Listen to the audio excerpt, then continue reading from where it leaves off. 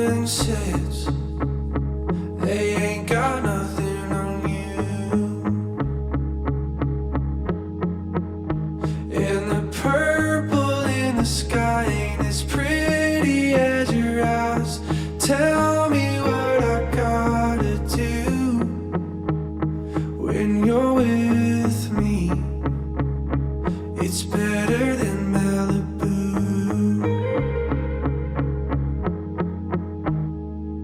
Let's skip the club, let's skip the crowd. Wanna take you on a date.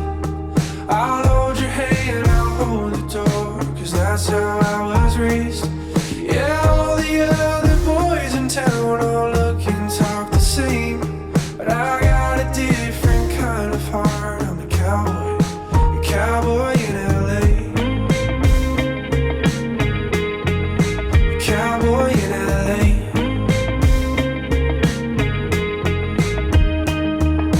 Thunder, pickups and cheap gasoline.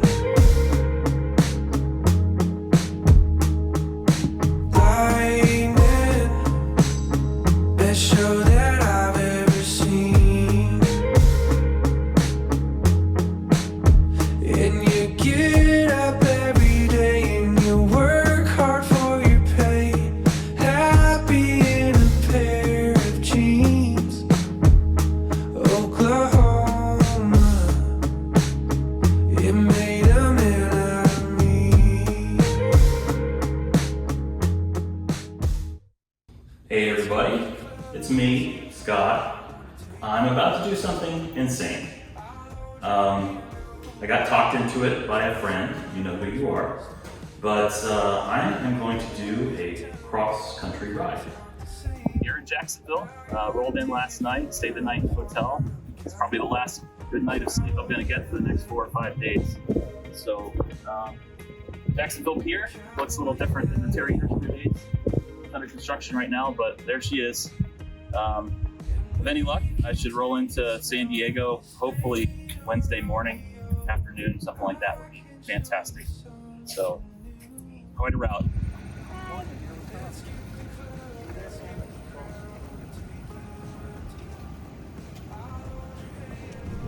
Downtown Jacksonville.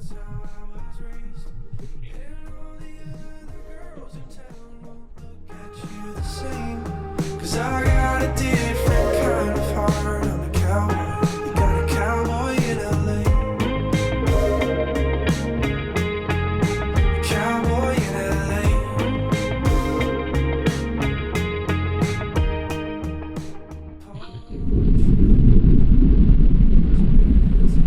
Just traveling west here on 90 through northern Florida. Not much here. Straight shot. Sure beats the freeway though. Hey everybody, just arrived here in Lake City, Florida. I actually was here before once on my way up to the Dragon, only it was pouring down rain that time. This time it's gorgeous, awesome here. So what's cool here is I've got a Tesla charger, but unfortunately it's limited to about 9 kilowatts. So thankfully there's a Clipper Creek station on the back there, and I'm able to dual charge to hit my full 12 kilowatts. So I should be out of here in no time. I'm already at 15% battery. I've got about 40 minutes left. So next stop is Monticello, Florida. Should be a shorter trip. This one was about an 86 or 87 mile leg, so not too bad. So I'll see you guys there.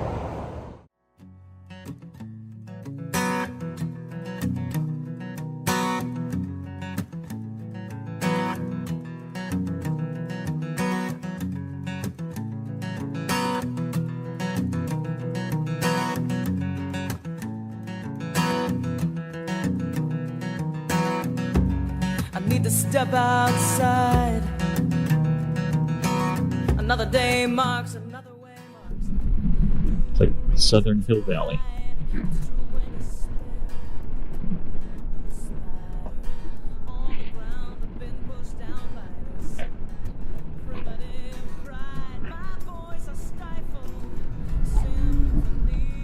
4 of them. Look at that. I'm just going to take these two right on over here. Hello again, everybody. I'm here in Monticello, Florida. So it was a nice long ride on Route 90, pretty much a straight shot. It was a little over 80 miles again. Cool thing, I got here, they've got 4 green lot stations. One's being used by Volt over there, but plenty left for me. So dual charging off a dual J1772 here, so nice and fast. Be on my way soon again. Next stop is actually a U-Haul in Tallahassee. It's only about 35 miles away, but I'll fully charge at that stop because it's a little bit of a bigger hop for the next one. So, all right, I'll see you guys there. So I'm pulling out of Monticello now.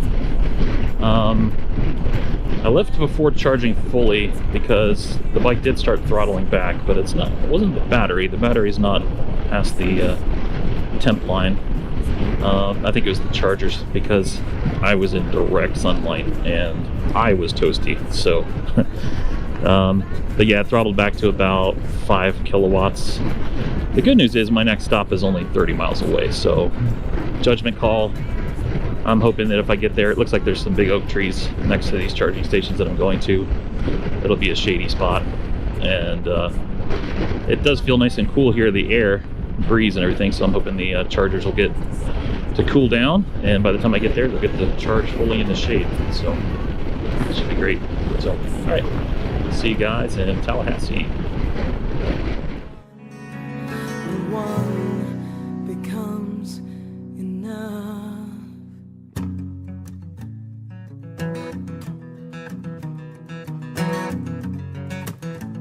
Hello again.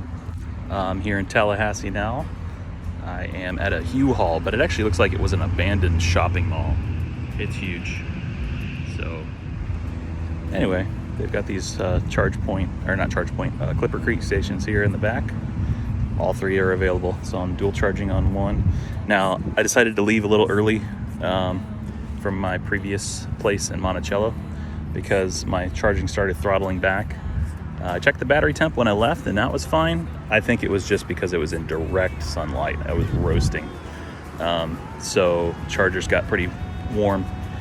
So I got the bike here in the shade. It's not too bad here, especially in the shade. So I am still charging full rate.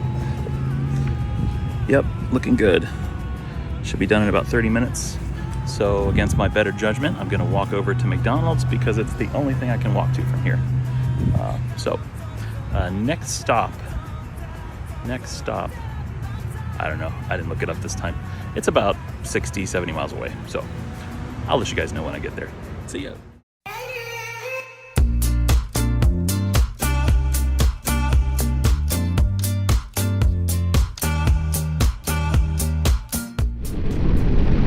Chattahoochee.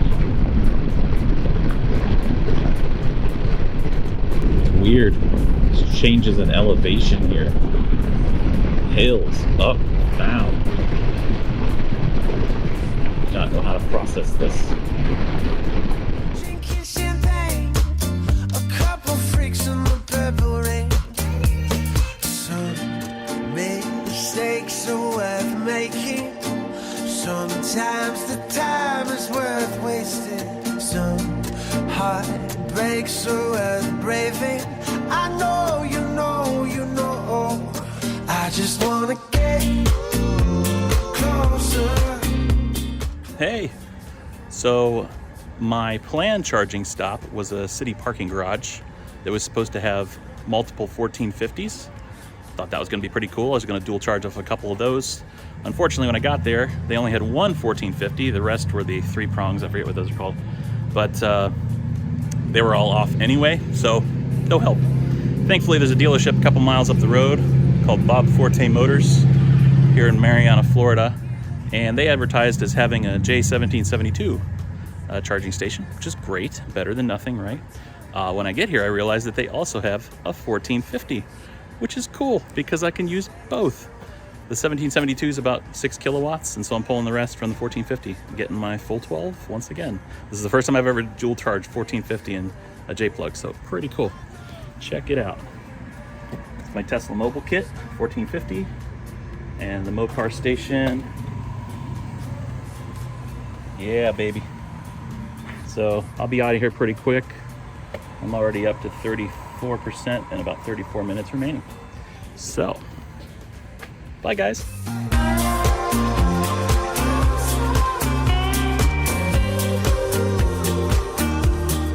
I just wanna get closer.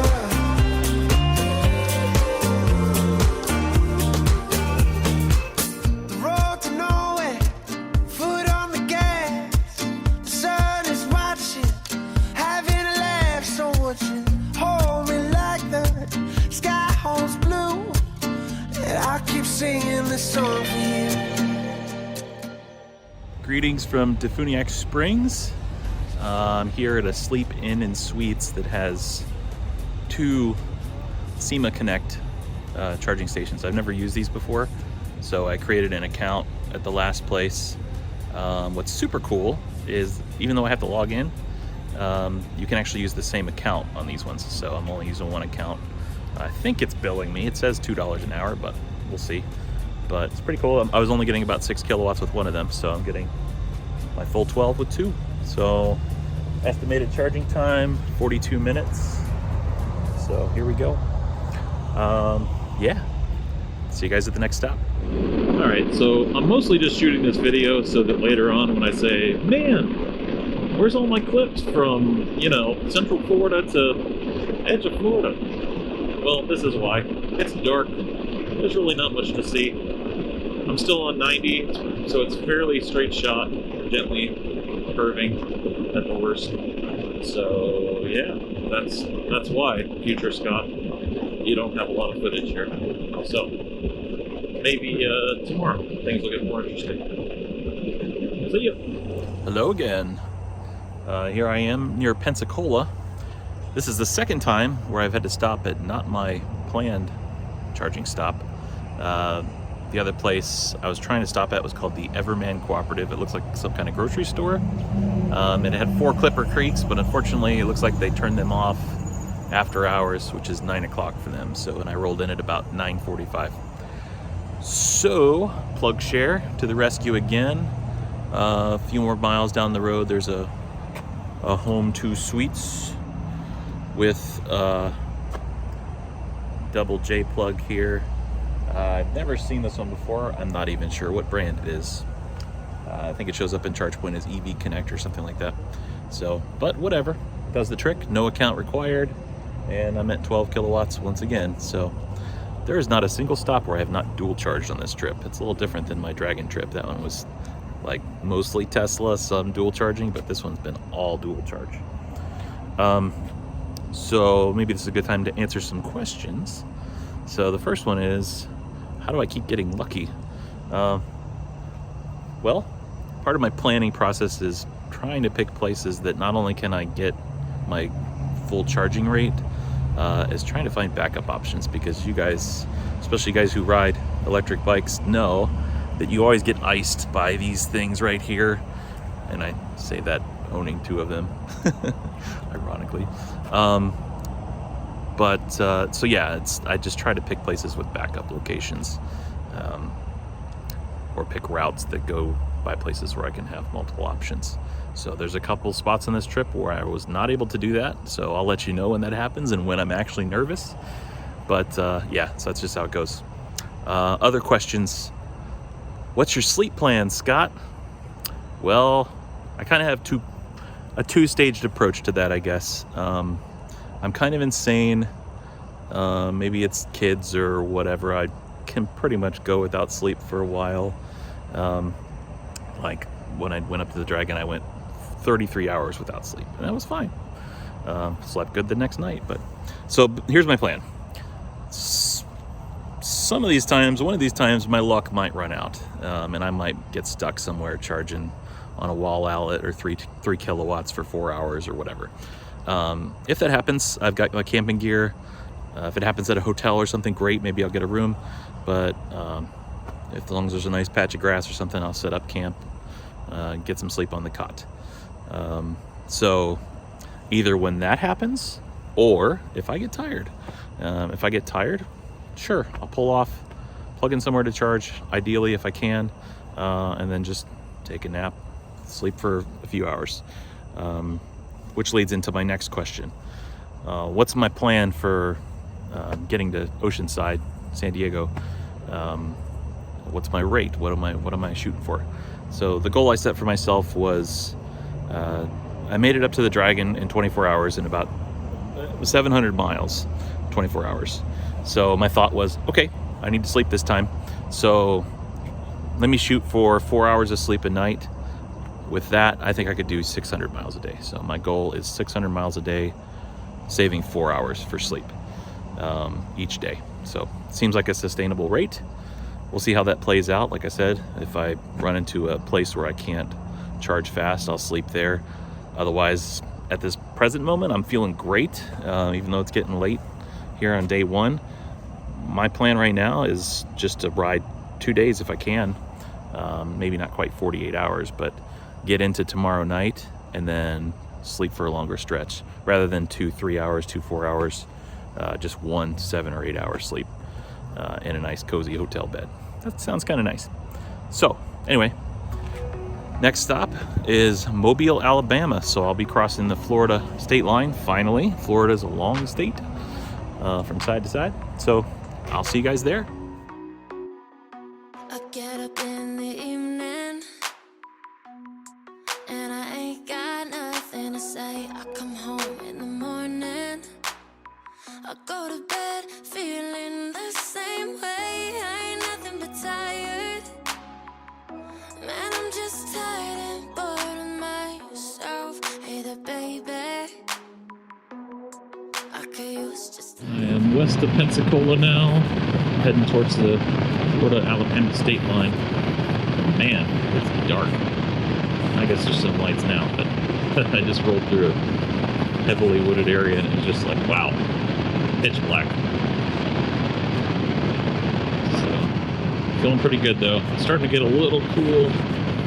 Where ambient temperature showing 70, but 70 at 50, 60 miles per hour starts to feel a little nippy in this mesh jacket, and t-shirt.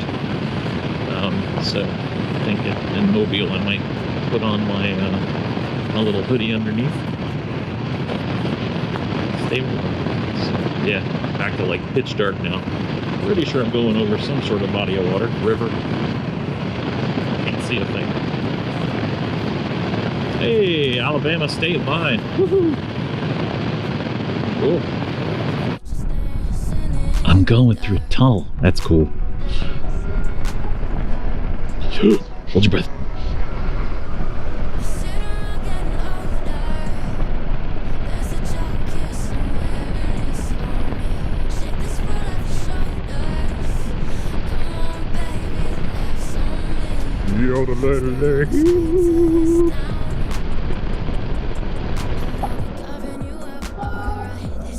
All right. Downtown Mobile.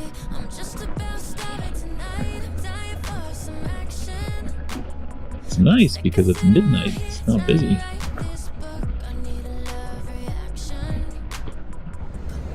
Hello. I am on pretty much the west side of Mobile, Alabama right now.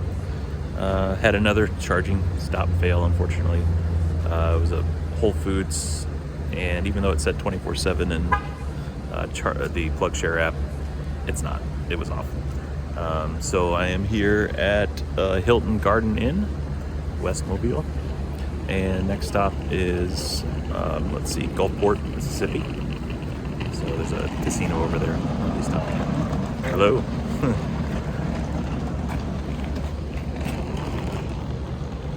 Bride, groom. Look at them. That's cool. Yeah, anyway, so it's, what time is it? It's about 12:45 in the morning, Central Time. So, but still feeling great. So, I'll see you guys in Gulfport.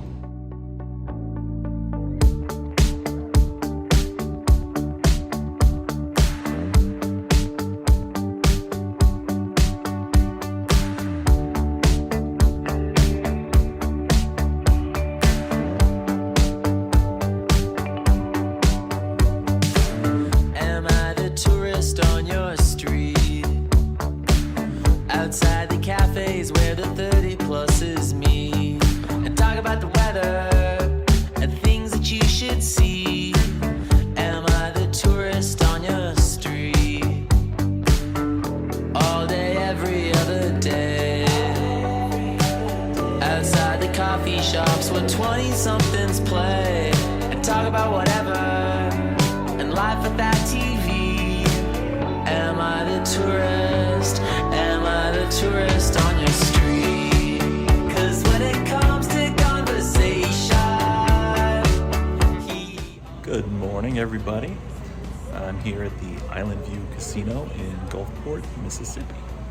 So, right there, you see that? They've got 4 Tesla chargers here in their parking garage. Old Gen 1s, but they do the trick.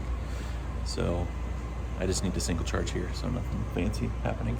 So, I'm really glad that I'm coming through here in the middle of the night because there's clearly some huge classic car show going on. And it was not just in Gulfport, but in Biloxi as well. So there was RVs and classic cars parked all along the side of the road for the last 10 miles. Cones set up and everything. I'm sure it would be a nightmare to get through here in the middle of the day. So, but yeah, look behind me here. Classic cars, all kinds of stuff. I drove by a Ford GT on the way up. So anyway, next stop is Slidell, Louisiana. I'll see you there. Alright, it is 5 o'clock in the morning Central Time, so 6 a.m. Eastern, and I'm just cruising through the bayou here in the early morning. It is pitch black, a little foggy, and I keep coming upon these old steel bridges every once in a while here. Can't remember the last time I saw a car, so that's interesting. It's cool. It's very peaceful. he always plays it safe, but if he's always in the open, he always plays it cool. Hey! So I had a change of plans. While I was sitting at the casino charging, I realized that I could readjust my stops a little bit and actually skip one entirely. So instead of going to Slidell like I originally planned, I am now in a town called Mandeville. I also wanted to give Whole Foods a chance to redeem themselves after that charger that was turned off letting me down before. I had a little bit more confidence this time too because ChargePoint, they don't turn those off usually. Anyway, so making good time. I sat down and looked at the numbers and my whole 600 miles, 4 hours of sleep thing. I'm about 2 hours off on it today. So I'm very close to 600 miles right now. I think 593, something like that. But 2 hours, 15 minutes until my 24-hour marker there, 9 a.m. Eastern time. So what I'm going to do is take those 2 hours and I'm going to put them in the sleepy bank for tomorrow, and hopefully I'll earn a couple more hours tomorrow and make better time. So we'll see how it goes. So anyway, I'm not disappointed at all. I'm actually doing very well here. So, and I'm feeling really good. So next stop, Baton Rouge. See you there.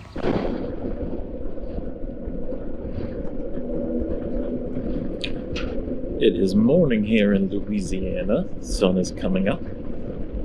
I'm basically pulling out of Madisonville on my way to Baton Rouge.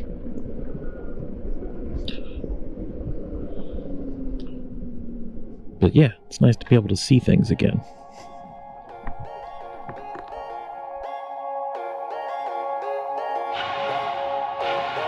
Down southern, hold under, crossed fingers, eyes wander, a torn t-shirt. Warm evening,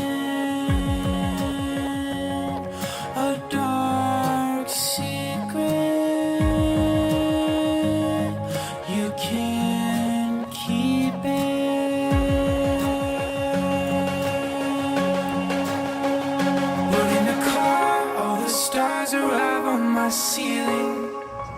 Hey there. So I just pulled into Baton Rouge here, the Richmond Inn, and I'm charging with a Tesla station.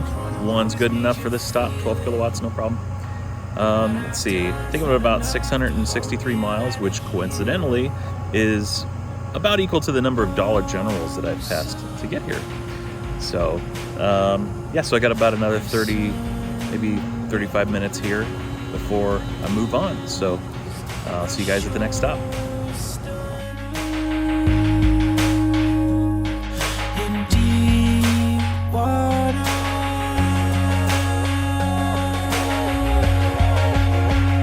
But in the car, all the stars arrive on my ceiling. Cigarettes, you forget I've known you 7 years. And then your blood stops stutters. I'm the one who always made you feel it. And what I've done's not enough to hope you ever hear. What I've done's not enough to hope you ever hear.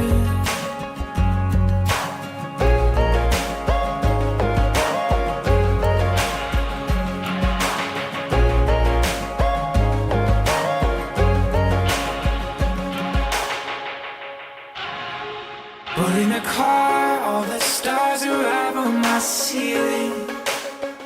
Cigarettes. Hey sports fans, welcome to the Lafayette County Library right here. Just rolled in and I am charging right here with the Clipper Creek, dual charging Clipper Creek.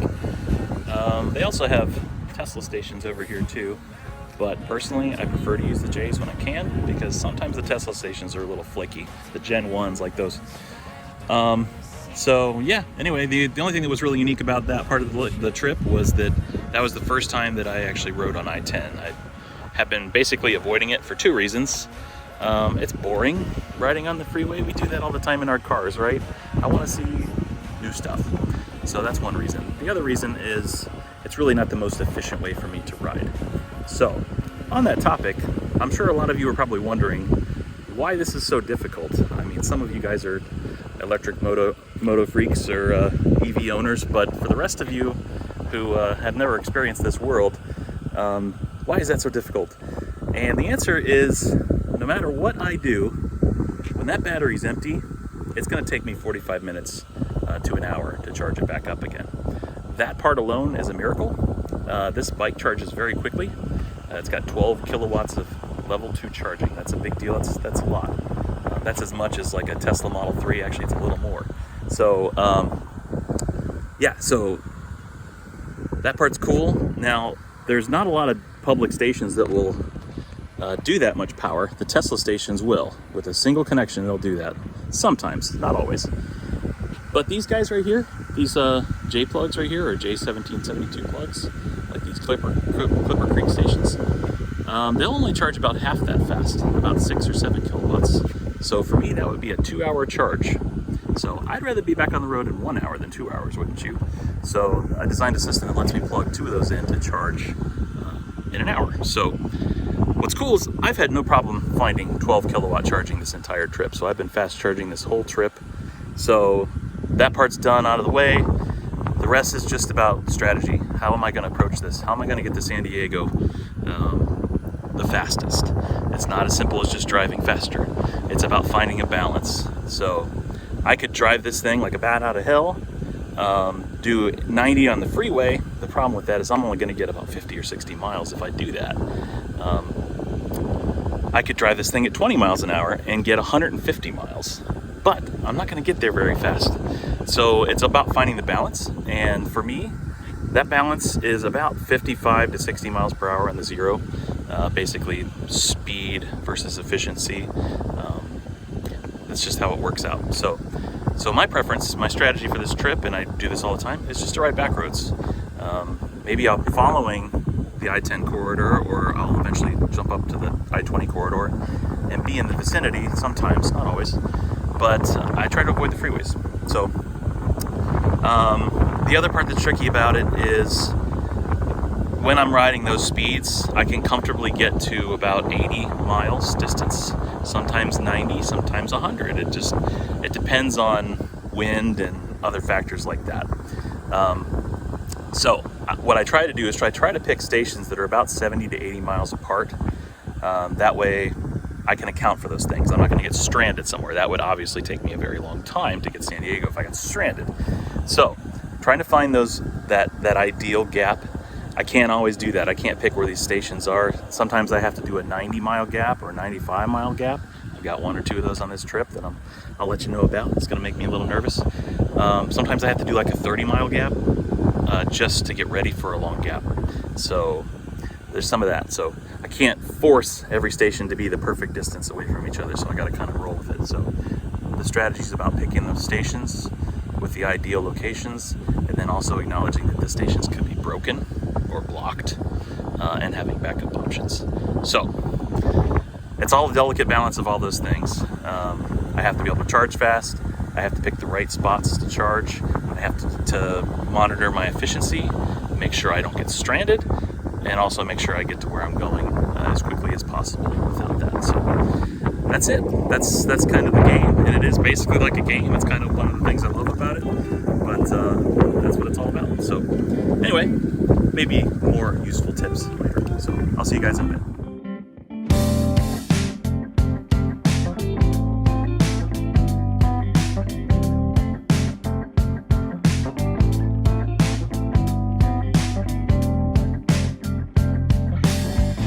Standing out on glacier lakes.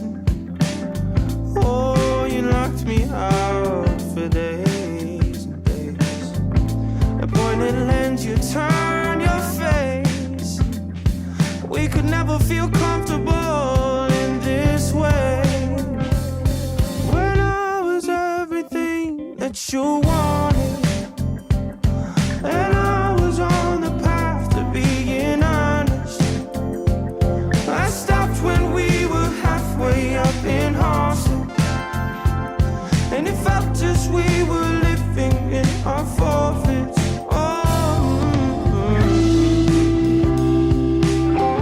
So I'm here in Sulphur, Louisiana now. I'm at a Ford dealership.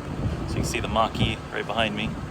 And they've got a weird J-plug, actually 2 of them, that I've never seen before. So I'm pleasantly surprised with this place because I had this tagged as a maybe stop location with a short distance to the next stop, just because I didn't know if I was going to get here when they were open. It says they don't let you get back here when they're closed. I don't see how though, there's nothing blocking it, but maybe they turn them off. And also I had no idea what their capabilities were. There was nothing listed in PlugShare, so they could have been 3 kilowatts for all I knew, but they're actually like 8 each. And I'm dual charging, so I should be out of here in no time. And what's great is this lets me skip my next stop and head straight on, so always like that. Let's see, our little info topic for this stop. I rolled into this stop. This was an 81-mile leg. I rolled in with 0% battery. So some of you might be wondering, Scott, are you insane? Why would you do that? Well, the simple answer is that's actually a really good outcome as long as I'm confident where I'm going. This one was a little risky, but it's okay. Gotta take some risks sometimes. But it's actually a good thing. What it means is I kind of timed things out right. I got pretty much everything I could get out of my battery, and made good distance, and I kept the speed up. I was at pretty much 55 the whole time. I had to throttle just a little bit towards the end just to be safe. But really the way I do that is I'm looking at, my bike is telling me what it estimates I have left in range. And it's doing that based on the current conditions. It can't predict the future. If I hit a mountain, it's not gonna see that coming. That's gonna take a lot of energy to get up the mountain. If I get hit by a windstorm, it's not gonna see that coming. So it's me going, under the current conditions, this is what the bike will endure. And so there's that. And then I'm also looking at my map system, my route planner, to see how much distance I have left to go. And usually there's kind of a decent gap between the two. You try to have more bike range than distance to go. But what happens is I end up pushing it a little faster, so that those two things start to converge, and eventually they will meet. That just takes practice. Sometimes I go a little beyond, and that's okay. I've actually discovered just through experience that this bike can go 10 miles past 0%, so that makes me feel a little better in case I need to find another spot or whatever. But yeah, it just takes experience. But when those two things converge, it's good because I got the most out of my battery, and I made it there. So good thing. So, and also, fun fact, batteries charge the fastest when they are dead. They have to slow down, taper off as they get full, but they charge the fastest when they're dead. So it also means I get the fastest charging. Good stuff. So anyway, I'll see you guys at the next stop.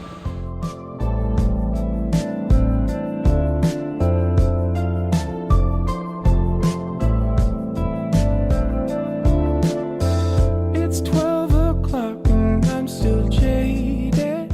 Hey guys, I'm gonna make this one short and sweet because there's food nearby, and this is the first opportunity I've had in a while to do that. So I'm hungry. I'm here in Beaumont, Texas at a Homewood Suites. Unfortunately, 2 of their 3 chargers are dead. They've got 1 Tesla charger that's working. Unfortunately, it's 9 kilowatts, 8 kilowatts, so it's all right. I'm hungry. I'm gonna get something to eat and take a little break, so it's all good. My next 2-3 stops are all hotels, so odds are I'm gonna crash at one of them, so we'll see which one I feel like it. So I'm gonna get some food. See ya. Yeah. It's 2 a.m. and I'm unsteady. You said you'd call me when you're ready. And we speak in tongues to stay elated. And we keep it light so we don't break it.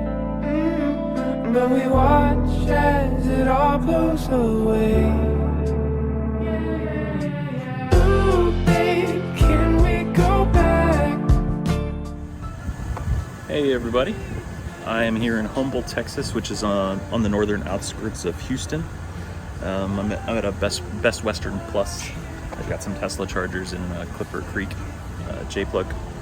So I'm thinking my plan for tonight is I've got a real quick leg. It's about 30 miles just to make another hop, which is a Hilton Garden Inn. I think by the time I get there, I'll be at about 1,100 miles total, which is pretty good. My goal was to get 1,200 over 2 days, so I think I can live with 1,100 and just probably get some good hours of sleep and take another long shift after that. So see if I can kick some butt and catch up. So that's the plan. So yeah, the next stop is a little bit more north of Houston, some sort of coffee shop or something like that will probably be closed, but they have a charge point that's 24/7. So and then after that, yeah, Hilton Garden Inn up a little further north. So I'll see you guys up there. Bye. With a fiction, I love you, but I can't ask. Is everything alright? Everything fine? Yeah. Hey guys, I'm in a town called Navasota, little barbecue place, and they've got a charge point station here. So just a quick top off here. Just gotta get to the next spot, which is only about 30 miles away. Just gotta make sure I got enough juice to do it. So on the way here, it was pretty interesting. There was a construction zone, and so I started seeing cones and stuff. No big deal, it happens all the time. But then all of a sudden the bike started getting very wobbly, and that's the moment where I realized I'm not on road anymore. I'm on gravel and mud and whatnot. So a little scary, but survived it. But check this out.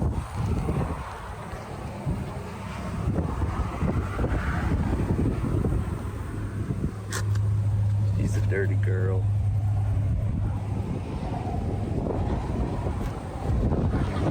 So there you go. Off-roading in Texas. Cool. Well, yeah, shouldn't be here too long, so I'll see you guys at the next stop.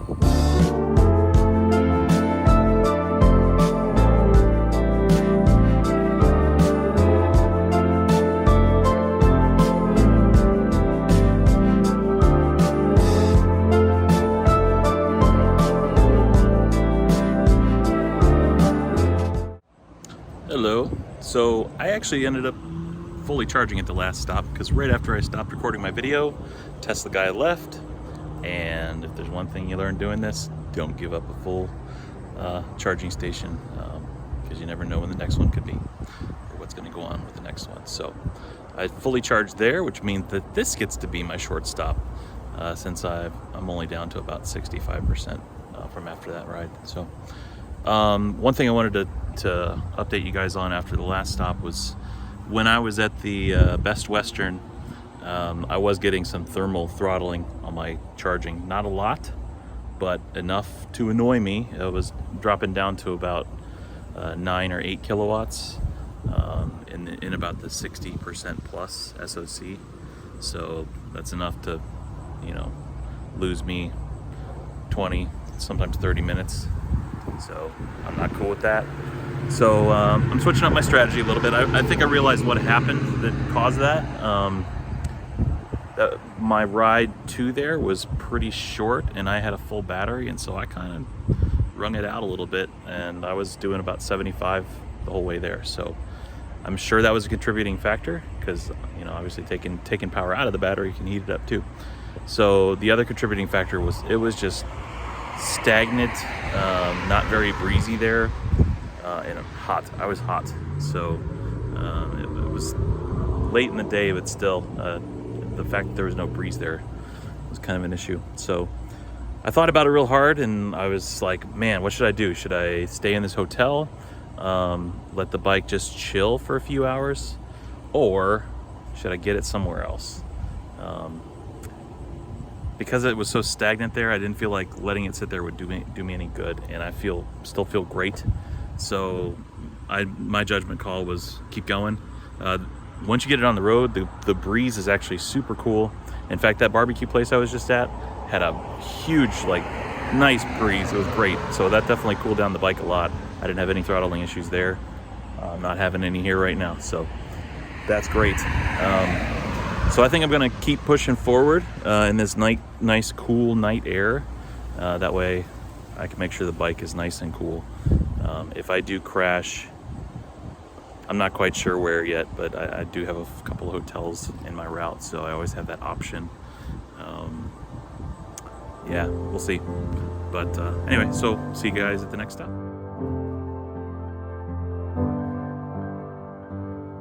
Now here you go again, you say you want your freedom. Well, who am I to keep you down? It's only right that you should play the way you feel it, but listen carefully to the sound of your loneliness. It's like a heartbeat drives you mad in the stillness of a memory. What you had, what you lost, what you had, what you lost. Hello. I can't remember where I am. Long story short, I was in the college area where Texas A&M is. I needed to get to Waco, and it was about 90 miles away, which is just on the hairy edge of what I can do under normal circumstances. But I had to take a high-speed highway to get there. There's no way I was going to make that, so had to make a call. There was 2 risky places on the way. One was about 1/3 of the way there, the other's about 2/3 of the way there. So obviously I tried to do the first one first. On the way there though, I got hit with the absolute worst storm I have ever ridden through. Calling it a storm would be an injustice. It was a squall. I mean, practically zero visibility, dumping on me on the freeway. And then I pulled into this town, and like the streets are literally flooded. There was parts where the water was, you know, almost up to my motor controller on the zero, like almost halfway up the wheel. Thankfully, I found the charge point. It's a NEMA 1450, that pole right there. So I'm just charging up on the sidewalk. I really don't want to be here much longer than I have to be. I just need enough juice to get up to Waco, and then I'll be a happy camper. So hope to see you up there. I'm soaked to the bone. I can't wait to get somewhere and get some dry clothes on or something. Oh, it definitely caught me off guard. No rain gear. So, all right, guys. See you later.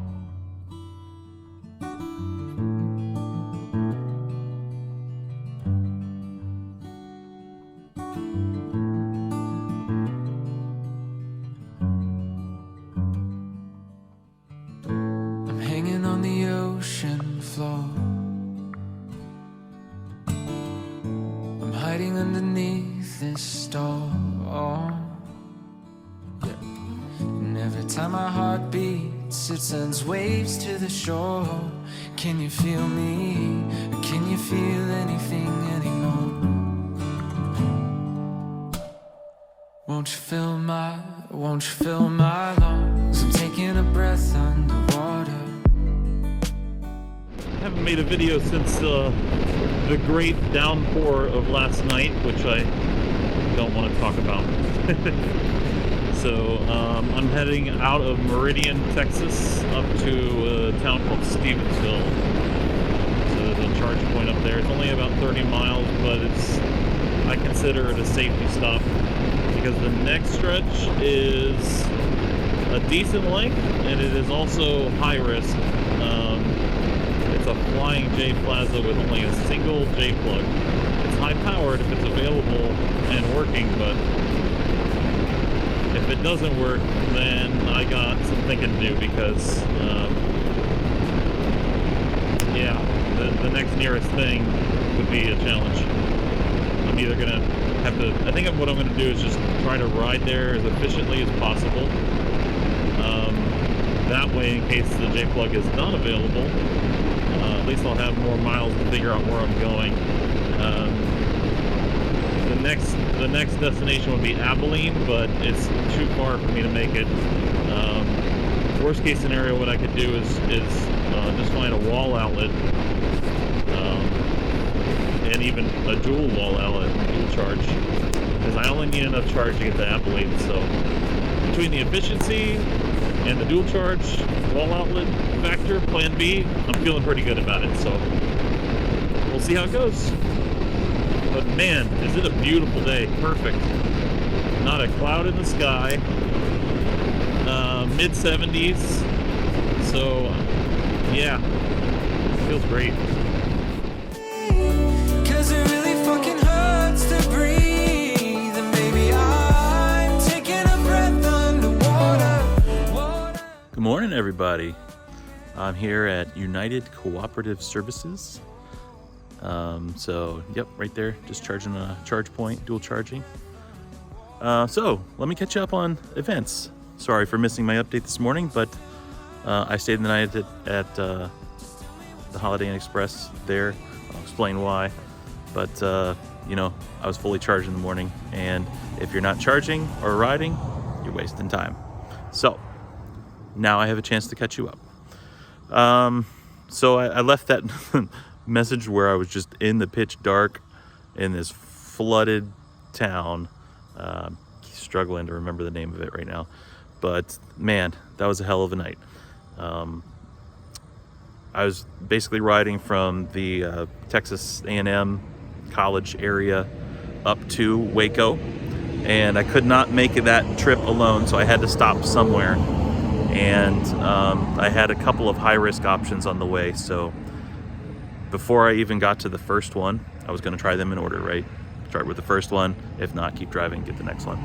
But so I was driving to that first one, and I was on Highway 6, and it wasn't even a storm. It was like almost hurricane-like, squall, super intense. So just imagine going like 50, 60 miles an hour on the freeway, and just gusts of water just blowing across to the point where you couldn't even see the lines on the road. If it weren't for the reflectors, I would have had big problems. So that was, I was soaked to the bone. And then I pull into this town, and I'm trying to find this super sketchy NEMA 1450 on the side of a light pole, and the streets are flooded, like 2 feet of water deep, and I'm sitting there like trying to trudge the Zero through there, and also not leave it in 2 feet of water when I'm charging it. It was a nightmare. And it was a super sketchy area, and the cops kept checking me out, so I just didn't want to be there very long. So I stayed there as long as I needed to get to my destination, which was Waco. Honestly, if it weren't for the torrential downpour and the fact that I was soaked to the bone, I think I would have kept going last night, you guys. But, you know, when you have so much water in your shoes that they feel like buckets and you can hear the squish, squish every time you step, it's time to do something. So yeah, I plugged in the bike at the hotel, and then just, checked in for a room. They did have a dryer, so I threw my wet clothes in there. Didn't quite work out so well. The dryer didn't completely dry them, so thankfully I have another pair of riding pants. I was able to get the jacket dry. My shoes, they're not squishy. To call them dry would be a stretch though, but I'm happier, trust me. And my gloves are still a little wet too. So, but the rest of me, dry and nice and very happy. It's a beautiful day here, so it's not too cool, not too hot. So the nice thing is I got about 4 hours of sleep, so I'm feeling great. It was enough that I feel alert and 100%, but not so much that I'm like in a coma after this madness. So it was perfect. Got packed up and headed here. So let's see what else. You guys may notice the Blue Lane IO app looks a little weird, had a straight line. That's thanks to rain pushing buttons. In the craziness, just water on my screen everywhere. I think it paused it and I resumed it. So it's not 100% accurate on mileage anymore. It's close enough. So anyway, I'm going to keep pushing northwest here through Texas, kind of heading up toward the I-20 corridor. And that's where I'll start pushing straight west. So I'll see you guys at the next stop.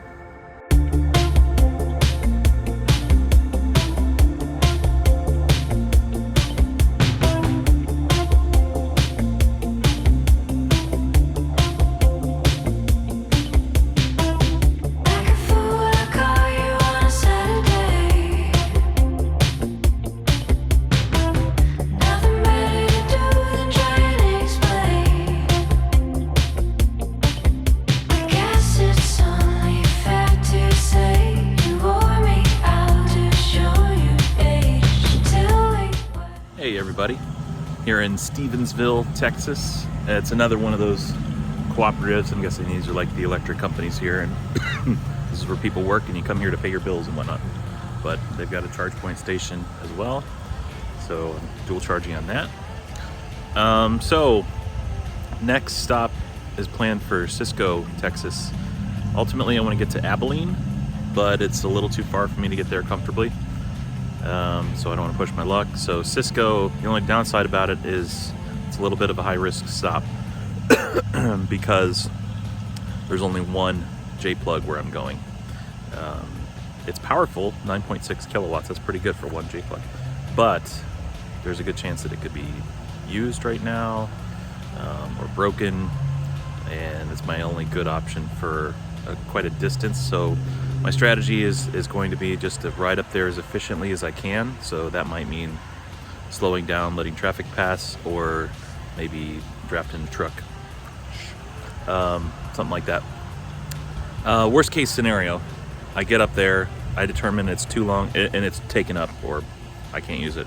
And I decide that it's too far to get safely to Abilene or any other nearby place. What I can do is plug into a 110 volt outlet, even dual plug if I find two on a different circuit. That would be great. And then just get enough miles to get to Abilene. So Charging on a 110 output, a 110 volt outlet is pretty slow, but it's better than nothing. So anyway, hopefully I'll see you guys in Cisco with a nice J plug plugged in. So see ya. I didn't know that I never mind. I hit a button, now it feels right. Take it all away. All night. I think about every heartbeat. I wouldn't lie if I miss a bit. I think I might have forgiven everything that's changed. Alright.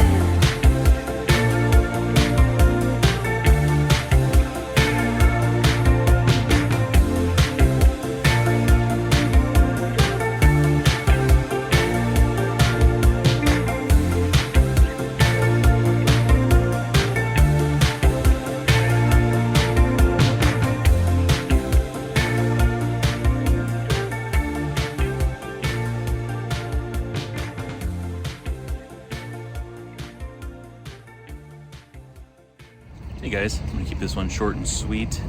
I made it to Cisco, and thankfully that J plug was available. So it's a Clipper Creek, and it's about 8 kilowatts, which is great.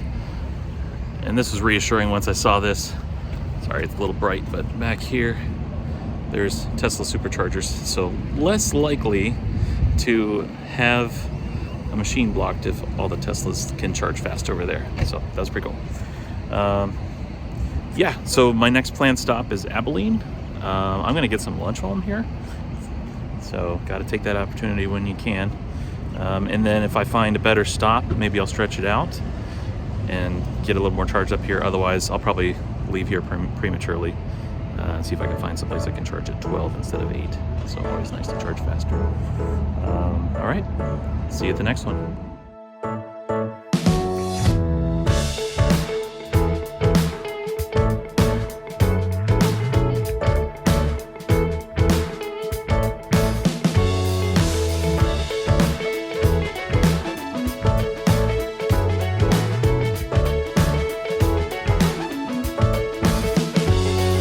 Second guess these words of mine. I always thought that My own personal road right here. Freeway. My own personal road. Oh shit. Pay attention, Scott. Jesus. Come on. Come on, man. Yeah.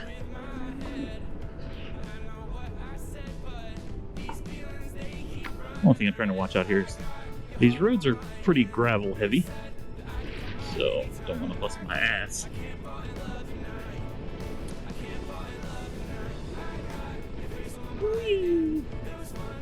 running around for a while, but I can't fall in love tonight. I can't fall in love tonight.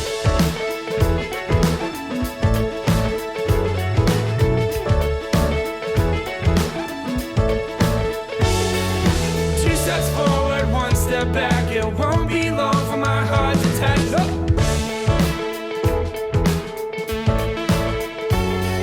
And common sense falls second place to the way it feels when you kiss my face. Yeah. Hey guys, I'm here in Abilene, Texas at the Abilene Eye Institute, and they have some Tesla chargers, so that's what I'm charging up on. They're each high-powered, so I only need a single plug. Next stop is Sweetwater, Texas. There's a park there that I can snag at least one or two 1450s, hopefully. So, and then after that, an RV park. So this is that's Bull territory for me. I've never bounced around RV parks before, but I have no choice but to do that on this on the west coast here, the western United States. So we'll see how that goes. I can always single plug and charge at a decent rate, or if they let me, and they're close enough, I can do a plug and get my full rate and keep going. I'm noticing right now I crossed the halfway point for the trip, and I did that at about 3 o'clock Central Time, so 4 o'clock Eastern. I left at 9 o'clock on Saturday. Let's see. Yeah, so I think I'm on track for about 108 hours, maybe 110, something like that. So hopefully I can keep up the rate And yeah, that'd be awesome. Man, the ride, beautiful. I did not follow I-20. I did the frontage road for a little bit, but then kind of veered off and went on some back roads. And that, man, it was great. That's why I'm doing this, just to kind of travel the country that way. So anyway, so I'll see you guys in Sweetwater. Bye. I am heading out of Cisco, Texas. Now, conservative Scott, making the plans at 2 o'clock in the morning in his bed, had planned to stop for Sweetwater, Texas, which is about 40 miles west of here. And then another stop at a park, an RV park. They were actually both RV parks, but one for a park called Nomad RV Park, about 81, 82 miles from here. I get why he did that, because I didn't know what I was getting into here. I didn't know if it would be super hot, or, you know, there's these frontage roads that go by the interstate. I didn't really know what those were like, whether I could go slow or fast or what. So I was just trying to be conservative. Now I feel like I got a better feel for all this stuff, and I can go the speed I want on these frontage roads. So I'm going to shoot for it, and I'm just going to go straight shot all the way to Nomad. So it'll be about 81 or 82 miles, so I just got to watch myself. So I'm not worried at all. And what's cool is I called ahead, and they were great. They're like, yeah, come on out. We charge a flat fee, $10. Charge here. Pick your own spot. Just call us when you're there and plugged in, and pay us over the phone. Fantastic. So I'm not worried about not being able to plug in. So my RV park anxiety is waning. That's a good feeling. So one of the things I was worried about is a variable. I've never really done that before. So yeah, that's where I'm going right now. Wish me luck. Talk to you soon. I waited outside. I took it remote.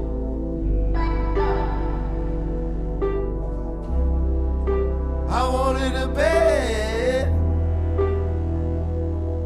Tell the story or it goes. Tell the story or it goes.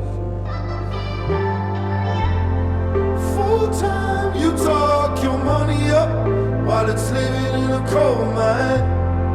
Told time to call your ma. Hey ma, hey ma. Told vote, you know you mope it up. Well, you wanted it to hold that. You're back and forth with that. I waited outside. I was toking on dope.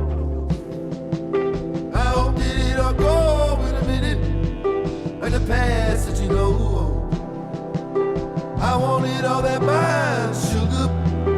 I wanted all mine. I had a heavy mind, sugar. I took it was right. Full time, you talk your money up while it's living in a coal mine. Told time to call your mind. Hey, my. Hey ma, so vote, you know you mope it up. Well, you wanted it to hold that. You're back and forth with that. Hey everybody. So that was cool. When I sat down at the Vision Doctor place and was charging up there, I basically decided I could skip Sweetwater and go straight to the Nomad RV park in Snyder, Texas. So that's where I am. They were super cool. I called ahead and just asked if they had any spots available and cost and yada yada yada, and they're like, yeah, sure, come on by. We charge a flat fee. They even let me use their laundry room, like that kind of stuff. It's cool. So check this out. I am dual J charging with not one but two NEMA 1450s. One here, one there.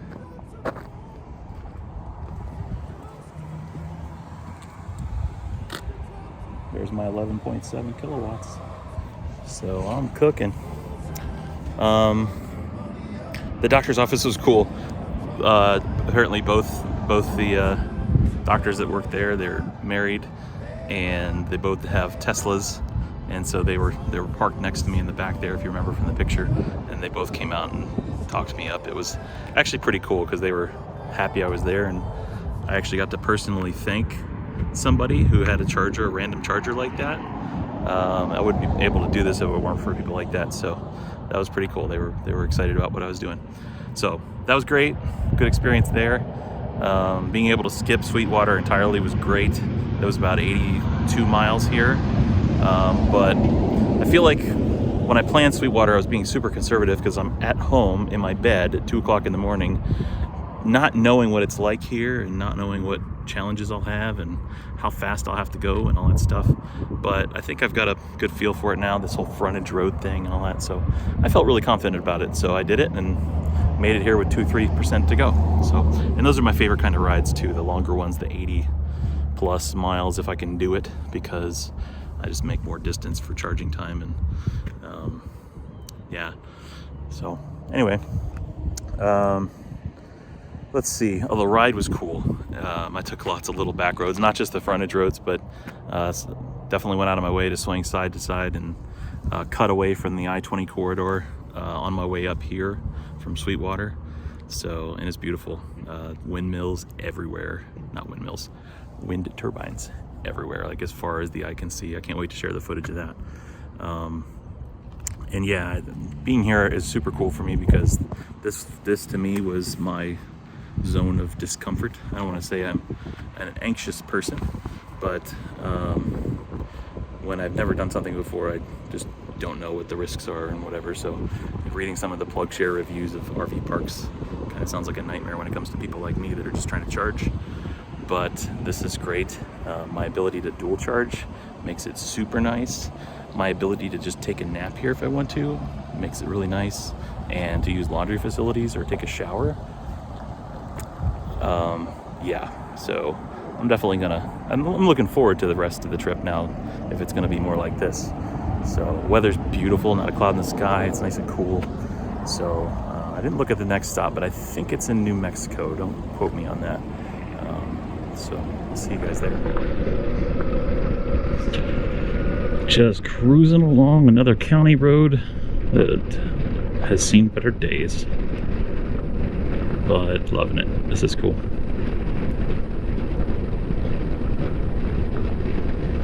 It is just desolate here, like, yeah, nobody. I haven't seen a single car.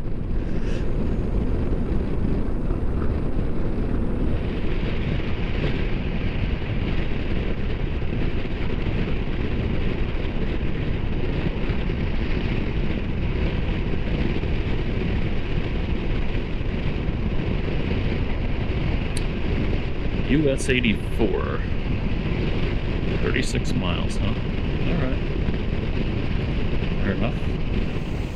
Hey guys, I am in Slayton, Texas, another RV park called Twin Pines.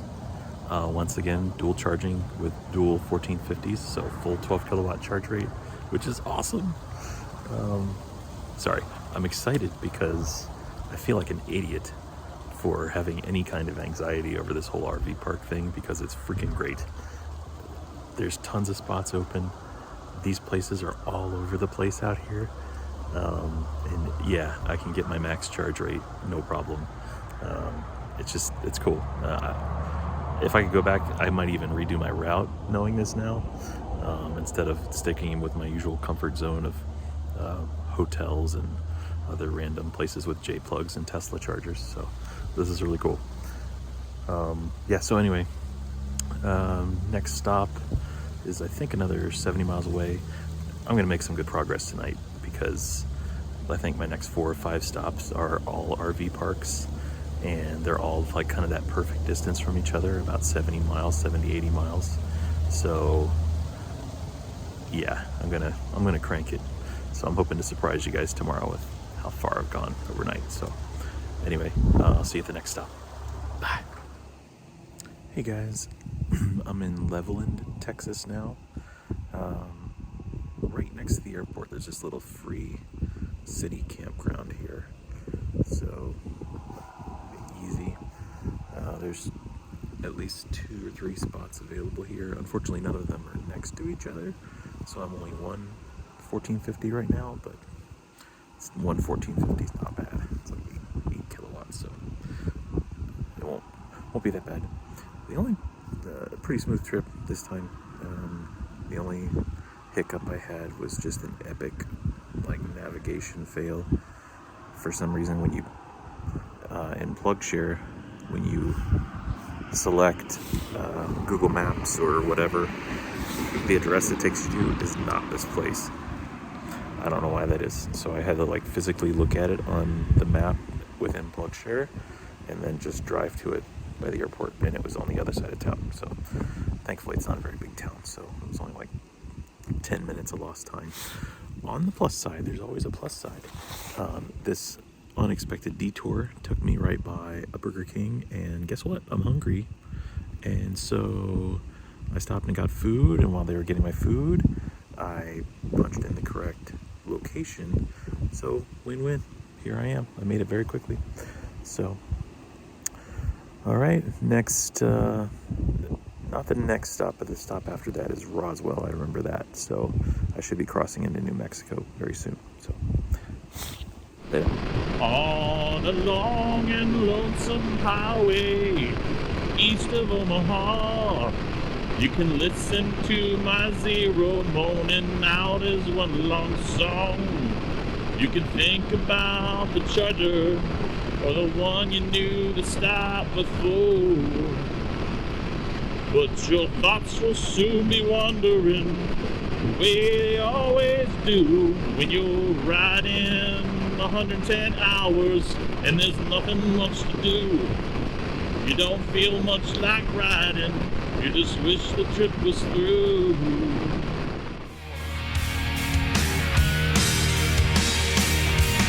Here I am on the road again. There I am up on the stage. There I go, then star again. There I go, turn the page. All right, it is 1:09 a.m. Mountain Time. It looks like I'm in the Mountain Time zone now. My phone has switched over, my bike has not yet. And look at this, 1,000 miles left to go. 1,000 miles. Almost there, baby. Hey everybody, I just arrived at Rampy Park in Tatum, New Mexico. It is dark here, so sorry. You can't see anything but a black screen probably. I'm dual charging, dual 1450s, so yeah, it's awesome. It never gets old. So I should be out of here pretty soon. And the ride was pretty uneventful. A lot of straight shots to get here. Probably the most interesting fun fact is that I have now broken the 1,000-mile remaining limit, so I'm down to 900 something miles, which is awesome. So I'm making great time tonight. So, all right, see you guys at the next one. There I go.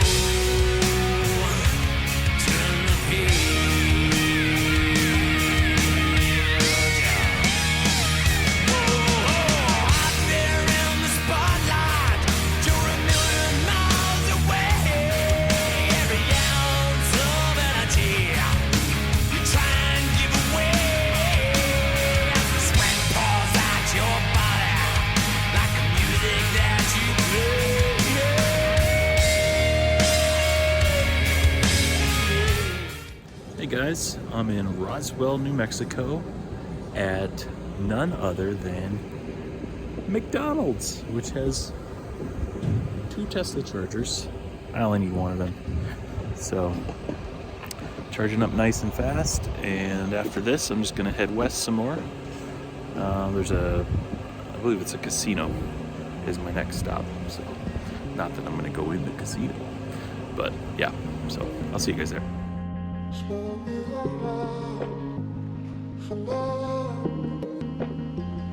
Teach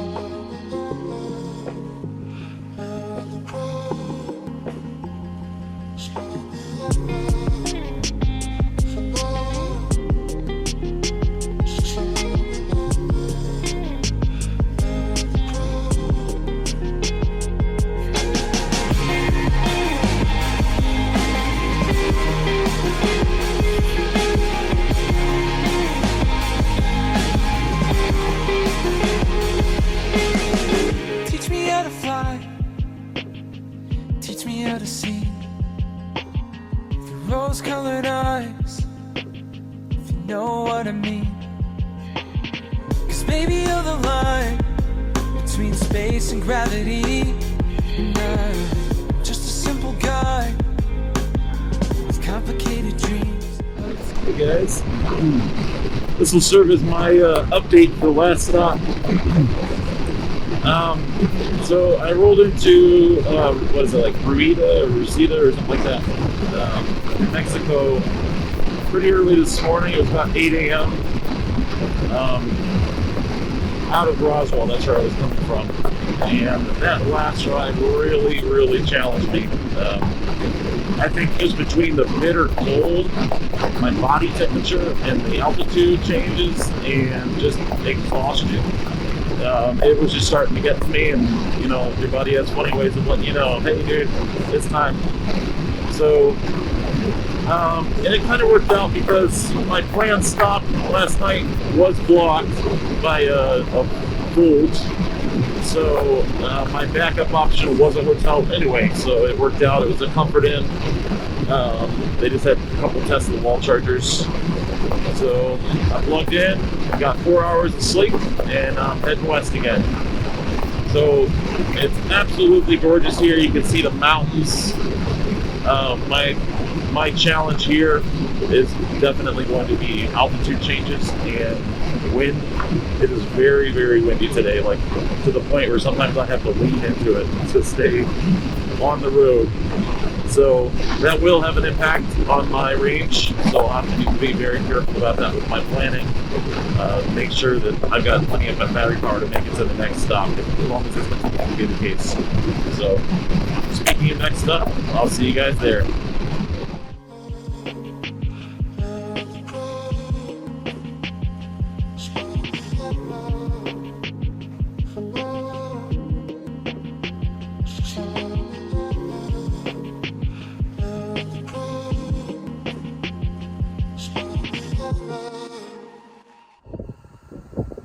Hey guys, I'm here in Alamogordo, New Mexico, at a place called Sunset Desert, or Desert Sunset RV Park, something like that.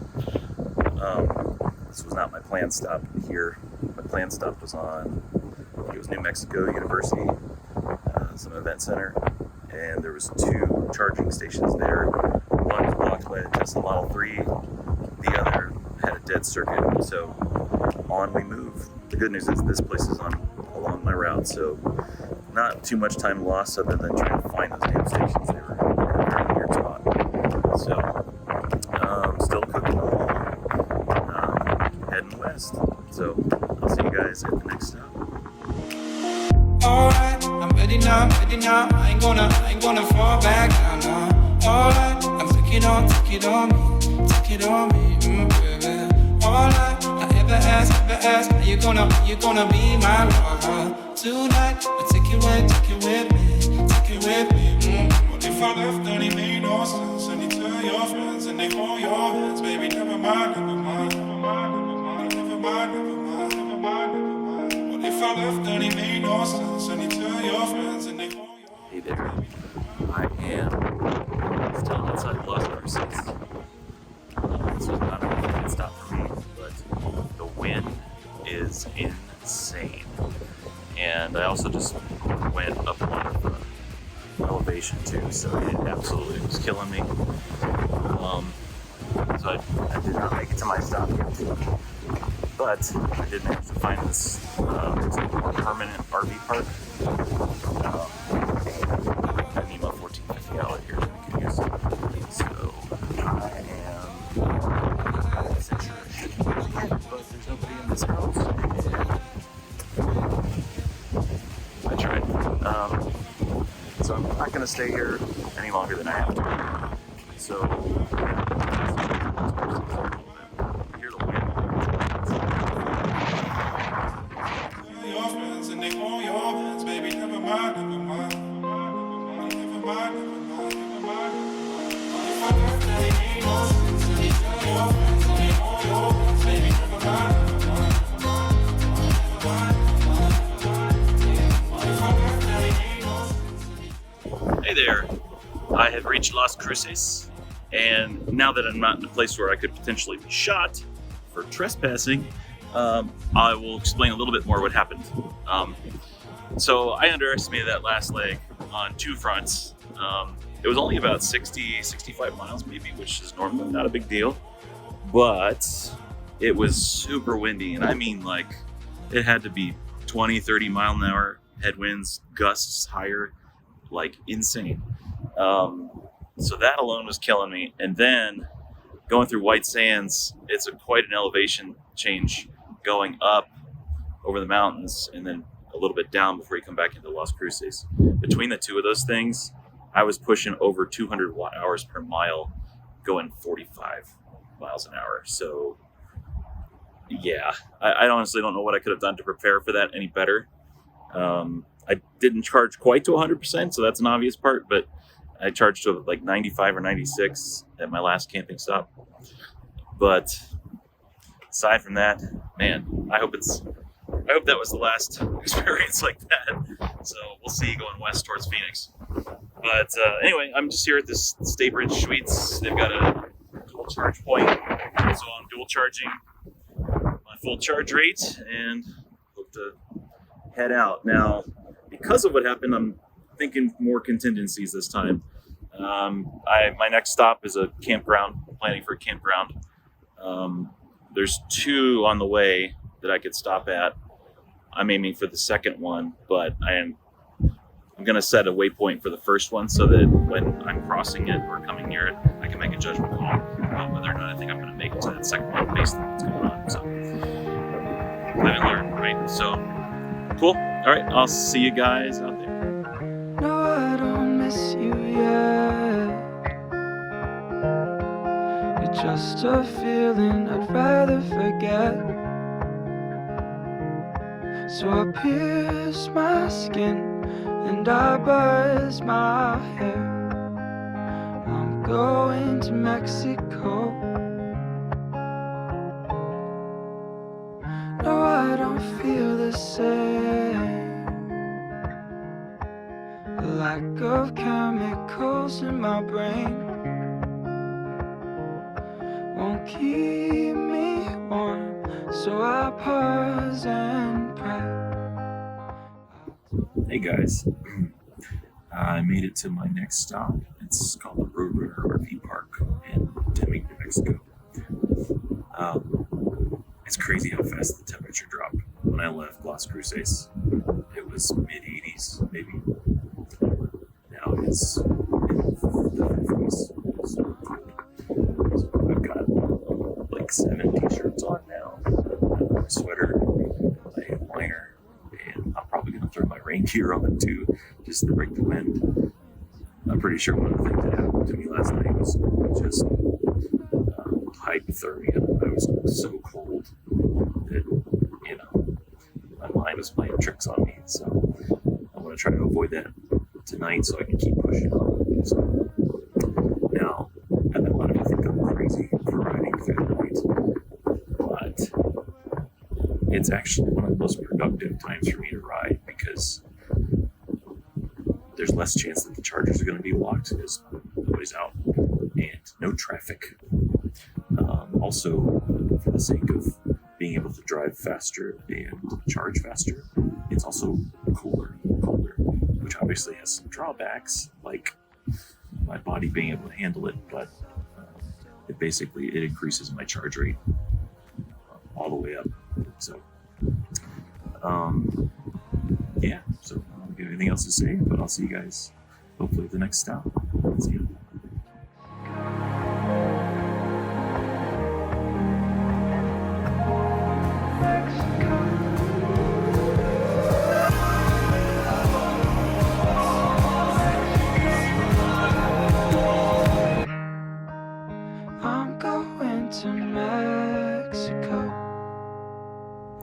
Hey guys, just arrived in Salford, Arizona, at a Best Western, and I'm charging with a Clipper Creek station.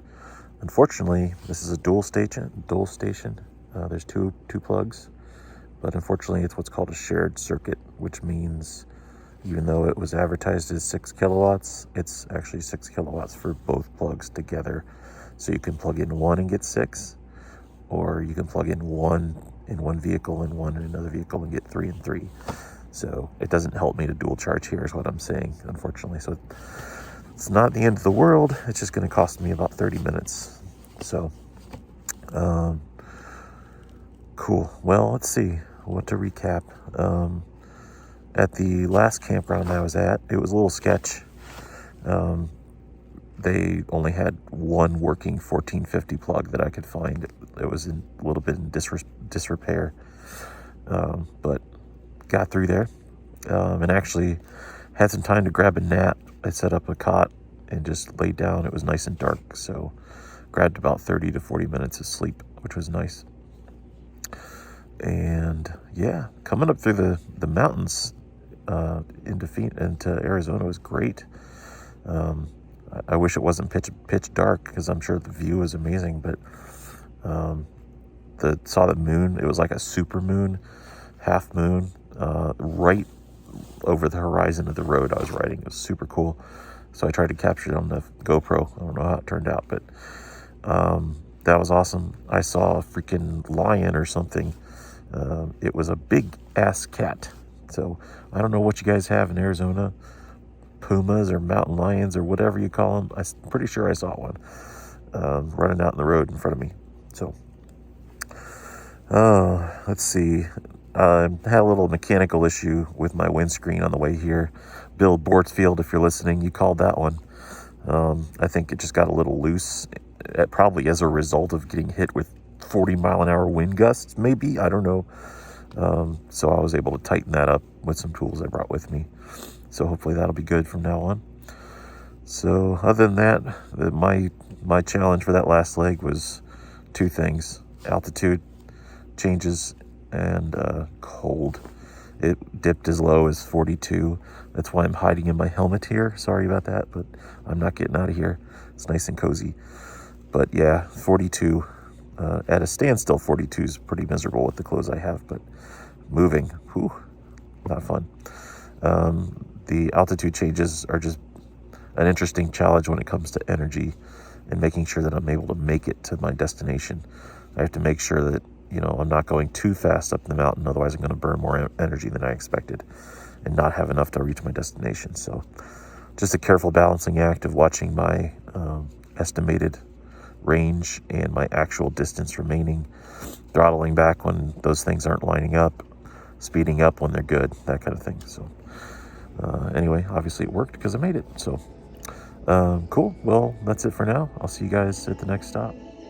It's too bright outside, 'cause I'm low on the phone. You say do or die, so I talk till I drop. You say how could I have a heart made of stone while you're sipping wine?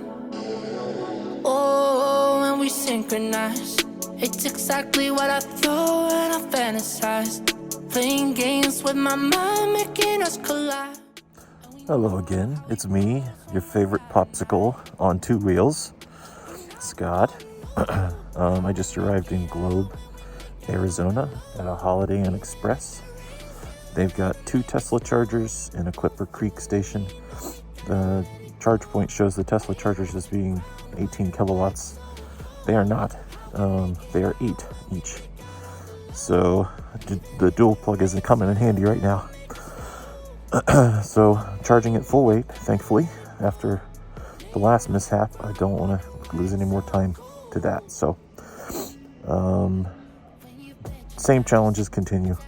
It was even colder on the last leg than the one before.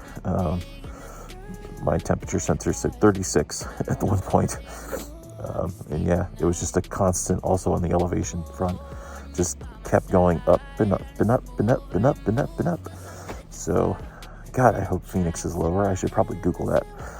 because Phoenix is my next stop, and it would be great to not go any higher in altitude or get any colder. I would very much like to be warm right now. So yeah, other than that, everything's good. That's pretty uneventful. I'm actually really pleased with the Arizona roads. I've been on US 70 for the most part. It's very nice, very well taken care of. And you know, when I was going through New Mexico and Texas and stuff, sometimes I just watching for potholes more than anything. So, but here, it's just nice and smooth. Just worrying about dealing with the cold with like death metal or whatever it takes to fire me up, and just balancing my speed with the elevation changes to make sure I get here okay. So that's it. I'll keep on chugging along. See you guys in Phoenix. I've been inside my room since you left it, thinking about the place where we first kissed. Oh, and I don't know how we make it out when we make out on the low. Even if it rains, you'd rather make it snow. Both you and me know we gotta let it go. Laying on the ground, wondering why it's so cold. How we make it out when we make out on the low. Even if it rains, you'd rather make it snow. Both you and me know we gotta let it go. Laying on the ground, wondering why it's so cold. Hey guys, made it to Phoenix. You would think it would be easy to find a charging station in Phoenix, but my first 3 tries were a bust. First one was 2 Tesla chargers that were, go figure, had Teslas on them. I guess it makes sense in a big city like this, but they never do anywhere else. Next place had some Clipper Creeks, but they were split circuit again, and I wasn't about to settle for that. So, and then I ended up here at this BMW dealership, which has charge points that were free available. So I'm dual charging here. The nice thing is I didn't lose much time because of all that, because every single time it happened, I just kept going west and west and west, which is the way I need to go anyway, so it all works out. Let's see. Very interesting ride on the way here. By far the most interesting thing is that my motorcycle routing app routed me on a road that was absolutely bonkers. I came up to it at first and it was like that angle, and I was like, okay. So I went up. It's an asphalt road. When I got to the top, it was dirt, and I don't mean just dirt. It was like rocks that were this big, like washout trenches and steep grades. It was like a dirt bike track, and I was just like, F it. So I took my Zero freaking off-road for about 2 or 3 miles through this really raunchy road, and it was terrifying and it was fun. Yeah, so that happened. The rest of it was just a lot more altitude changes and freezing bitter cold. And if I seem happy right now, it's because I am, because at least here it's 54, and that feels like a sauna compared to what I've been dealing with for the past 3 legs. So I am feeling great. Yeah, man, every stop I get closer to San Diego is one less thing to risk now. So the lights at the end of the tunnel, there's still things that could go wrong, of course, but the chances are getting much, much better now that this is going to happen. So I think I'm on track for maybe sometime between 8 and 10 o'clock tomorrow. Or not tomorrow, today. Hopefully, we'll see. As long as I keep having decent luck with the chargers, I think I'll be all right. Next stop is El Dorado Springs. So they think they have some 1450 sockets there. So that's on the east side of town, actually like outside of Phoenix. So I'll see you guys there. Bye. Hey guys, change of plans. Right after I recorded my last video, I did what I always do, which is analyze my next stop, make sure I can get there for sure, make sure I didn't miss anything, that they're gonna have what I need to charge, and yada yada yada. Well, I did that, and I realized that El Dorado Springs might not have 1450 plugs, which would be very bad. I would get stuck there. I'm glad I realized that. So what I did was I stopped charging at the other place I was at, the BMW dealership, and came here to Buckeye, which is much further west in Phoenix. I had enough charge to get here. So I hauled it out of there here. I'm gonna get a full charge here. And I found another campground. It's a little off the path from I-10, which is where I'll need to go. But it's what I have to do. So it might add a little, maybe, I don't know, 4 or 5 miles to my trip, but at least I know there's there. And there's actually 3 campgrounds around it, so just in case, there's other options. That also required me to adjust some of my route after that, so there's some changes there, and they might actually be better changes. So fingers crossed. So but yeah, anyway, it's a really nice day here in Phoenix. It's still cold, so I'm still wearing my cold weather gear for now, at least I'm taking the helmet off. It's comfortable enough for that. So but it's nice here. So anyway, I'll see you at that mysterious campground later.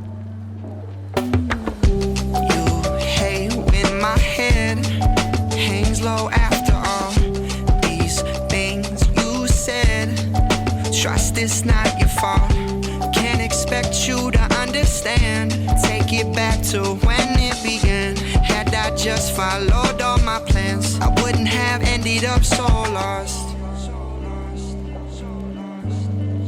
Now we're both so off, and I'm still the one to blame. Can't say we'll stay the same. Can't say we'll stay the same. Baby, baby, stay here. I need some time to clear my mind. We both know it's a problem when you call me all the time, and I say I may just need a little. Hey guys. I'm at a place called Desert Palms RV Park, which is just west of Phoenix, about 60 miles, 70 miles, something like that. Yeah, easy ride. Part of it was on I-10. Another part was on a back road coming up here, because this place is a little off the path. Yeah, the place I had picked before was right off of I-10, but yeah, when I dug into it, I realized they did not have even 1450 outlets. So that would not be good. So this worked out pretty well. I could dual charge here, no problem. Dual charging RV camps is the best. So yeah, I should be out of here pretty soon. I'm almost done charging actually. So next spot is California, Blythe, California. So I'll see you soon. If I'm not there with you, if I'm not there with you.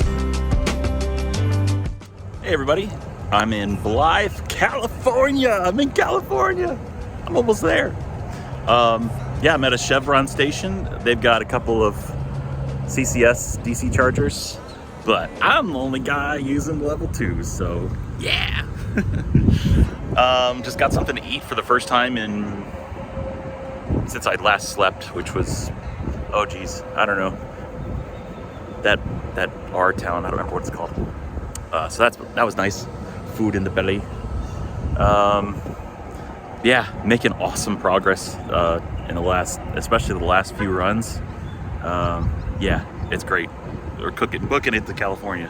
I've only slept maybe 8.5 hours since I left Saturday morning, 9 o'clock, but I don't feel like a zombie, even though I should. I feel excited, and I am absolutely pumped up. I'm 100% in warrior mode and ready to kick some ass here. So almost finished charging up here.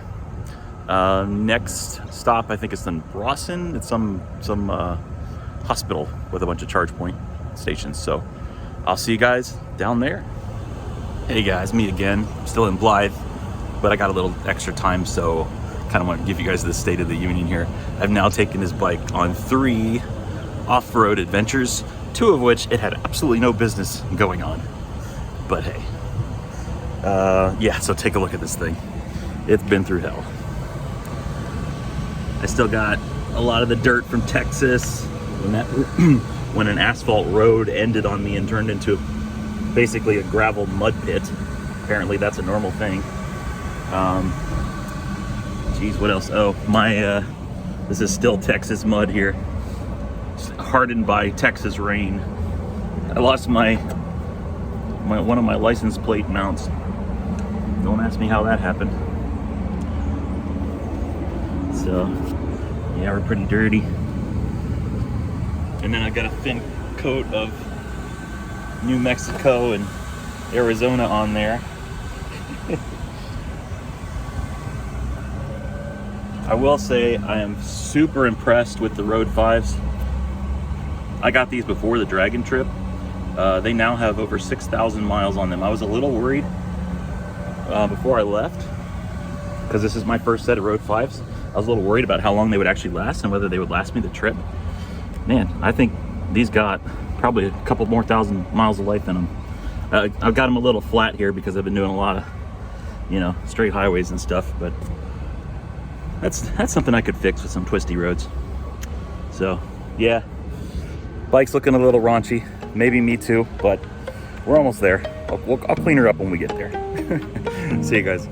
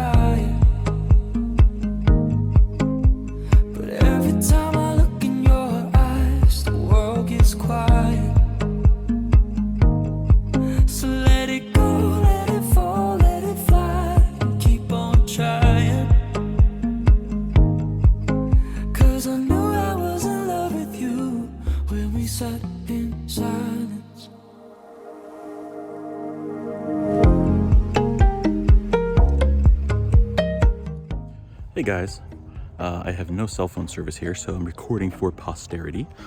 Wow, the last 2 hours have been a nightmare.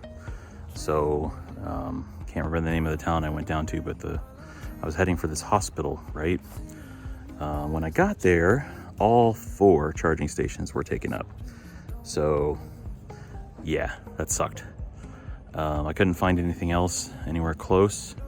So I went to a nearby RV park. They had no idea what I was talking about and were unhelpful. And then I went to a nearby RV service center. And luckily I caught the guy like 10 minutes before he was leaving. And he was great. Freddie let me plug in. It was only a single charge, so I got enough to get out here. So I can't remember this highway, 76 maybe. It's the highway that goes kind of in the middle, straight to Oceanside. So my plan was head this way. I couldn't, no matter even if I stayed there for a long time, I couldn't get enough juice to get all the way down this route. So I planned on stopping at one of these 2 RV parks here. So I stopped at the one that was a little further towards San Diego first, and they were completely not helpful. They were acting like they didn't have any 50 amp circuits, even though I could see them all around us plugged into RVs. Completely unhelpful, asked me to leave. So then I came up to this other one, Leaping Lizard. And it's really weird out here. It's all sand and gravel and there's no actual roads. So I came up on one side of Leaping Lizard thinking I could get in that way. And I couldn't. There's this big fence blocking my way. And I'm on 0 miles, mind you, 0% SOC. So big fence blocking the way. And I realized, oh crap, I came up the wrong way. So I got to go back down to the highway, circle back and come up the other way. So I fire up the bike and then boom, battery depleted. I've never had that happen to me before. I've rolled 10 miles past 0 all the time. I was kind of pushing it then too, but yep. Battery depleted, and I was like, crap. So I ended up kind of taking apart part of the fence and literally pushing the bike into Leaping Lizard. And thank God they have multiple 1450s in here that were live. And the woman who owns the place came out and talked to me, and she was the sweetest thing, talking about her 750 motorcycle and really fascinated about the electric bike and everything, asking lots of questions, offering to let me use the restroom, like super sweet. So that's where I am right now, Leaping Lizard. I'm dual charging, so I am charging very fast. I can't wait to get out of here and get to San Diego. So my plan is, it's 95 miles from here. So that's going to be real close. Maybe if I push it, really stretch it out, I can do it. So my plan is to have a backup station on the way, one that I can confirm is free, like a charge point, and basically set it as a waypoint and then make a judgment call right there. Am I going to make it to Oceanside without this stop, or do I need to stop? And if I need to stop, hopefully it'll be confirmed open and I can plug in for 5-10 minutes and get enough juice to get to the rest of the way. So that's my plan. I think my ETA is probably going to be about 10 o'clock. So fingers crossed, no more issues, because California has not been good to me so far. I hope my luck changes here pretty soon. So, all right, guys, hope to see you soon. Bye. Hello, sports fans. Yeah, to say that the last few hours have been trying would be an understatement. A lot of things went wrong, but through sheer will and resourcefulness, I got out of there, and we're now at Darren's house. I met up with a couple of the Electric Motor West Coast guys here, so just topping off for the last leg to Oceanside. So should be there. Let's see, what time is it? 9:30. Yeah, I would say probably shortly after 10 or so, maybe 10:30. So, but we will be there in time. So next update should be from Oceanside Pier. See you guys.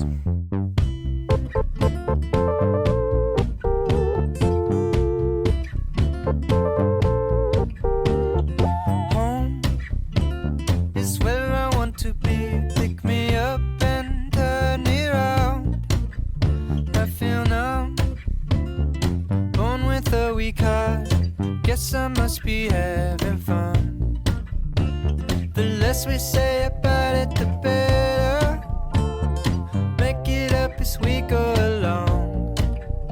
With my feet on the ground, head in the sky.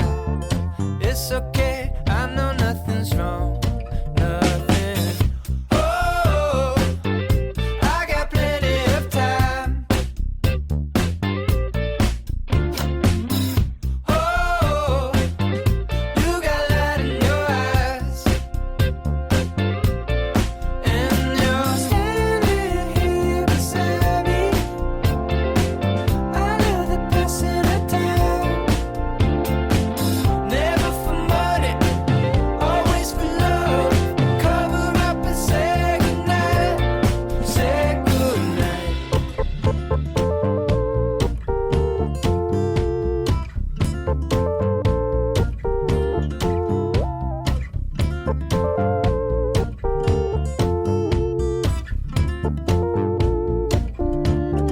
Home is where I want to be, but I guess I'm already there. I come on, she lifted up her wings. Guess that this must be the place. Oh, I can't tell one from the other. Did I find you or did you find me? There was a time before we were born. If someone asked, this is where I'll be. Where I'll be. Oh, we drifted in and out. Oh,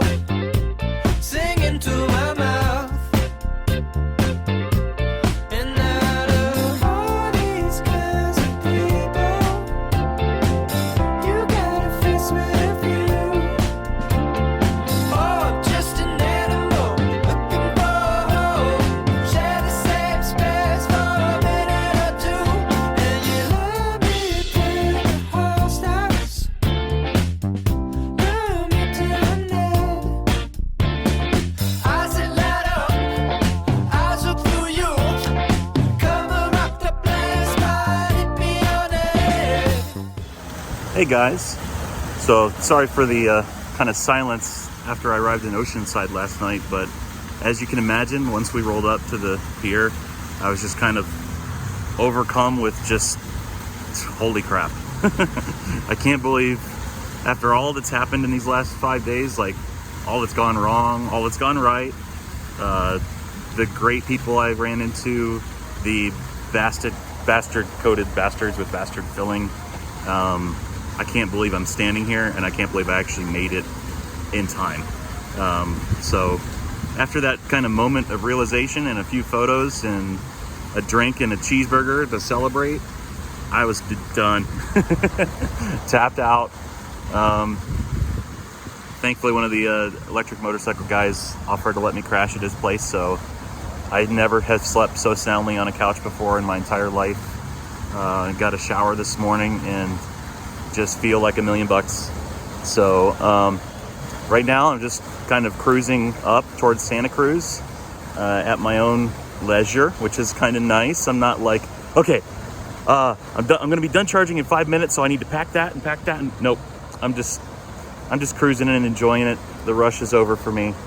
So I might stop and see a few friends, colleagues while I'm out here, but that's kind of the plan. So I guess one question I wanted to touch on, somebody asked me why I was doing this, and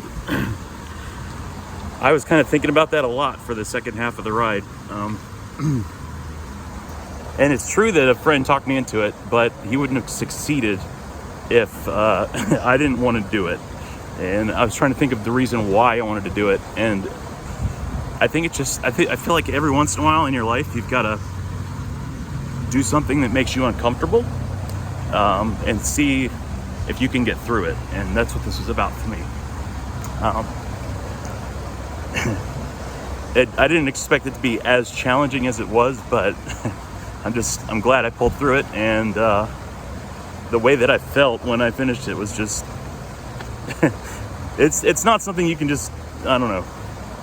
There's only so many ways in life where you can feel that way and push yourself like that. So it was cool. Definitely one of the coolest things I've ever done in my entire life.